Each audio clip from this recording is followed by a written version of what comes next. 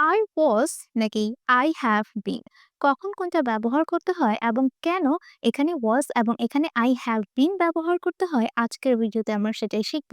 সাথে আমরা আলোচনা করব I am versus I have been এটা কখন ব্যবহার করতে হয়। এই ৩ টা বিষয় নিয়ে আমরা কম বেশি সবাই কনফিউজড থাকি। অ্যাকচুয়াল রিজন কি এভাবে সেন্টেন্স গুলো বলার আজকের ভিডিওতে একদম ক্লিয়ার করব। সো hello everyone, আসসালামু আলাইকুম। Welcome back to my YouTube channel English with Hasnaina. I hope you are doing well by the grace of Almighty Allah. আমার ভিডিওটা একদম শুরু থেকে শেষ পর্যন্ত দেখার চেষ্টা করবেন যাতে টোটাল কনফিউজিংটা আমরা ক্লিয়ার করতে পারি। চলুন স্টার্ট করি।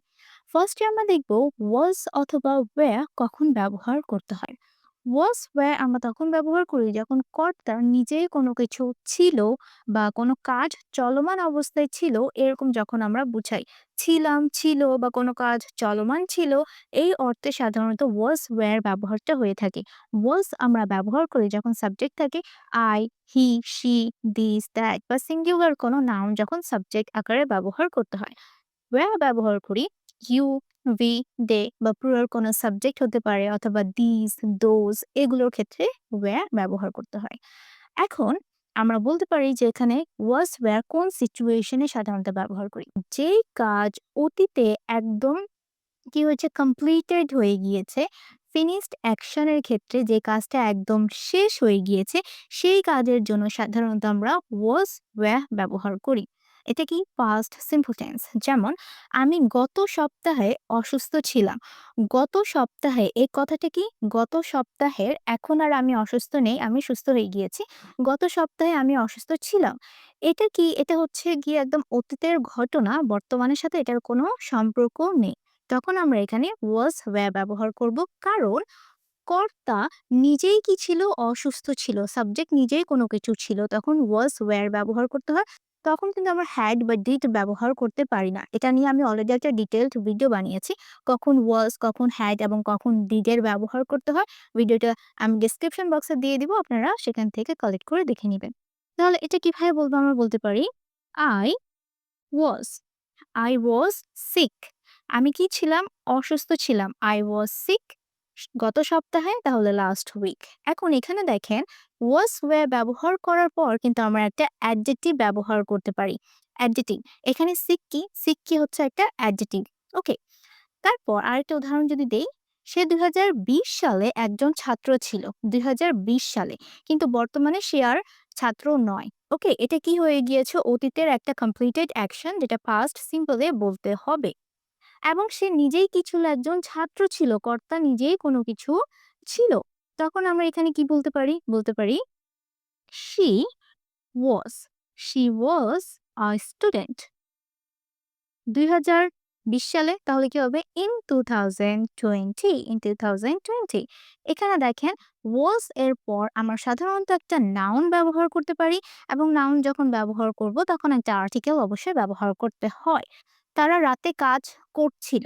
এখন এখানে দেখেন কাজ করছিল। এটি কি ছিল? চলমান ছিল। কাজটা অতীতে চলমান ছিল। সেক্ষেত্রে কিন্তু আমাদেরকে এখানে was were ব্যবহার করতে হয়। আমরা বলতে পারি they they were working কাজ করছিল, they were working গত রাতে। এখানে যেহেতু বলা হয়নি রাতে বলতে কি করছিল, তাহলে গত রাতে আমরা বলতে পারি লাস্ট নাইট। ওকে। এখন এখানে কেন আমরা হ্যাভ বিন, হ্যাজ বিন ব্যবহার করলাম না, আমরা কেন এখানে ওয়্যার ব্যবহার করলাম? কারণ এই সমস্ত ঘটনাটা অতীতে সম্পূর্ণ হয়ে গিয়েছে। অতীতে শুরু হয়েছিল, অতীতেই সম্পূর্ণ হয়ে গিয়েছে, বর্তমানের সাথে কোনো সম্পর্কযুক্ত নেই। এখন দেখব have been or has been. আমরা সাবজেক্ট অনুযায়ী হ্যাভ হ্যাজ ব্যবহার করে থাকি। এখন হ্যাভ বিন হ্যাজ বিন কি? এটা হচ্ছে গিয়ে প্রেজেন্ট পারফেক্ট কন্টিনিউয়াস টেন্স। যেই কাজ, ধরুন কোনো কাজ আপনি অতীতে পাস্টের কোনো একটা নির্দিষ্ট সময়ে শুরু করেছিলেন এবং সেই কাজটা চলতে চলতে চলতে চলতে বর্তমানেও সেই কাজটা কি আছে? প্রেজেন্টে বর্তমানেও সেই কাজটা চলমান আছে, সেই কাজটা এখনো চলছে। অতীতে শুরু হয়েছে, বর্তমানেও সে কাজটা চলমান আছে, চলমান, তখনই আমরা কিন্তু হ্যাভ বিন, হ্যাজ বিন ব্যবহার করি। এবং এটার পর যদি আমরা কোনো ভার্ব ব্যবহার করতে হয় তাহলে সেটা অবশ্যই ভার্বের আইএনজি ফর্মে থাকতে হবে। আমরা ভার্ব ব্যবহার করতে পারি অথবা অ্যাডজেক্টিভ ব্যবহার করতে পারি অথবা নাউন ব্যবহার করতে পারি। যেমন আমি ২ দিন ধরে অসুস্থ আছি।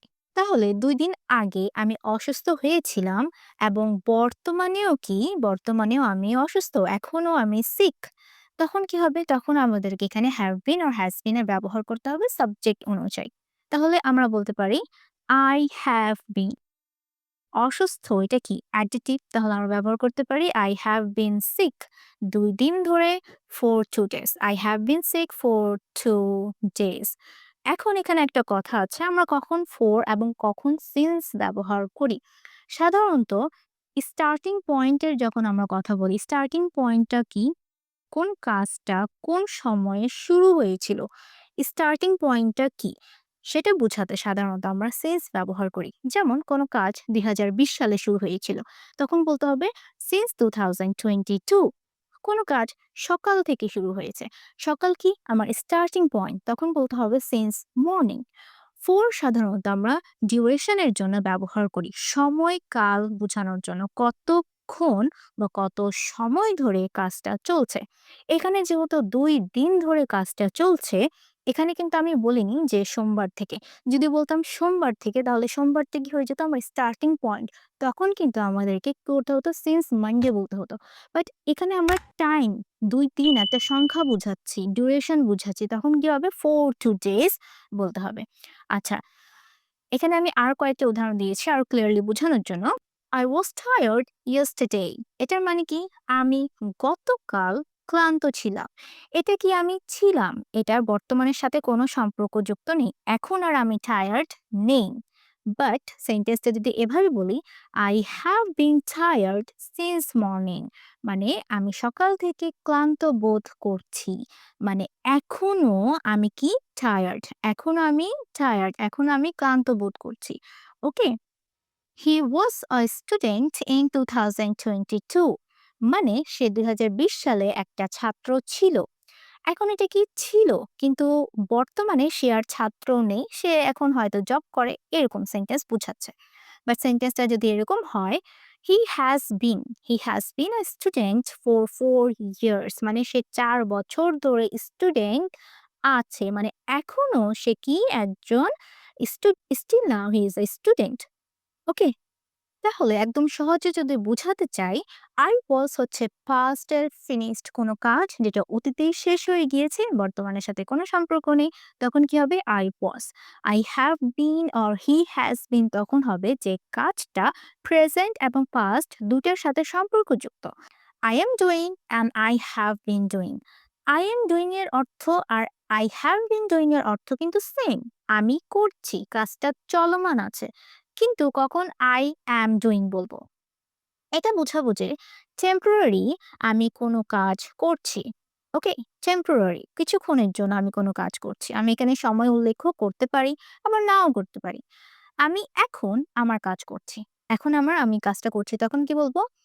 I am করছি, I am doing. I am doing my job. I am doing my job. আমি বর্তমানে এই কাজটা করছি। তখন কি হবে? সাবজেক্ট অনুযায়ী আমরা am, is, are ব্যবহার করি and then ভার্বের ing ফর্ম থাকে যেহেতু এটা চলমান কাজ। Present continuous I am doing my job. কিন্তু আমরা যদি এখানে টাইম পিরিয়ডটা একদম মেনশন করে বলি, আমি ৩ বছর ধরে কাজ করছি বা ৩ বছর ধরে এই কোম্পানিতে কাজ করছি। মানে কি? এটার মানে হচ্ছে যে আমি পাস্টে ৩ বছর আগে এই কোম্পানিতে জয়েন করেছিলাম এবং বর্তমানেও আমি এই কাজটা করছি। তাহলে এটা কি হয়ে যাবে? Present perfect continuous tense. তখন কিন্তু এখানে have been doing এটা ব্যবহার করতে হবে। বলতে হবে I have been doing. Okay? I have been doing my job ৩ বছর ধরে। এখানে কি বুঝাচ্ছে? সময়কাল বুঝাচ্ছে। কখন শুরু হয়েছিল সেটা বুঝাচ্ছে না। তখন এখানে কি হবে? for এর ব্যবহার হবে। For 3 years. এখন আপনারা আমাকে কমেন্ট করে জানাবেন এখানে কি হবে। সবাই ভালো থাকবেন। আল্লাহ হাফেজ।